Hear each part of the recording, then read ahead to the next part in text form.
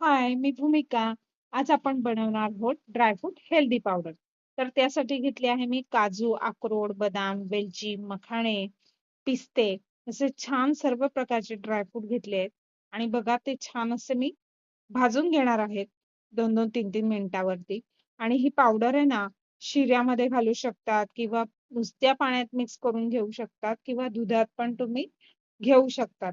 खूप सुंदर आणि टेस्टी लागते. वेलची ती फ्लेवरसाठी घातली आहे. तुम्ही स्किपही करू शकतात. बघा आता छान असं सगळं भाजून झालंय. आता आपण त्याला मिक्सरच्या भांड्यात बारीक फाईन पावडर करून घेऊया. आणि पावडर असं वाटलं, की पावडर थोडी जाडसर आहे, तर आपण गाळणीने ती पण गाळून घेऊया. साधारण माझी पावडर 9 कप झाली, तर त्यात मी 2 कप मिल्क पावडर ॲड केली आहे. आणि ती पावडर अशी रेडी झाली. छान आपण डब्यात एअरटाईट डब्यात भरून घेऊया आणि व्हिडिओ आवडल्यास लाईक, शेअर, सबस्क्राईब